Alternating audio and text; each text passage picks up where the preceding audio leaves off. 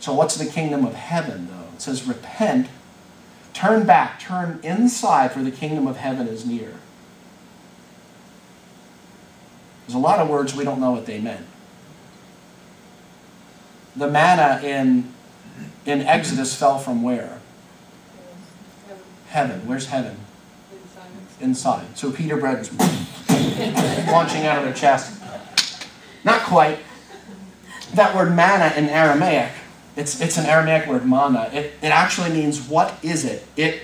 What it means is that this is the essence of something else. This represents something else. It literally means true sustenance from within. It's the same as the word lachma, very similar to the word lachma in the Lord's Prayer that says, give us this day our daily bread. That word lachma means true sustenance from within. Not necessarily that bread was falling out of the sky, but they connected into the true sustenance of life itself by turning back inside and not seeking the answer somewhere else. Now, there's a lot of different things that Yeshua said about heaven. And I'm going to quote someone here just real quick, which is a scholar who, anybody who's ever really studied the scholars within the last 40 years, Marcus Borg is a treasure. He's a jewel. I'm going to read something about a little bit of a quagmire that he went through and this is exactly something that I went through myself in my early teens. I went through this very similar thing. That's one of the reasons I think that I relate so much to him. And he speaks of the problems he was having at the time. He says, the problems began not with Jesus, but with God. Sometime in elementary school, my first theological conundrum occurred.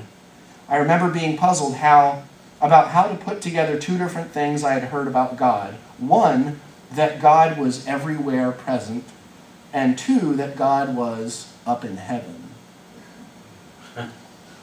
Without realizing it, I was wrestling, I'm from New Jersey. I was wrestling with the relationship between the omnipresence and the transcendence of God. Between the difference between God being everywhere present all at the same time and God being somehow up in heaven. Now, when you hear the word up from Aramaic, it doesn't necessarily mean up out into the sky.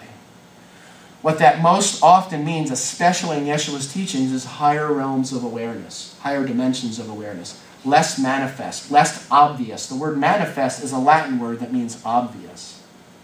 Not something that you can clearly define, but something that is higher than that.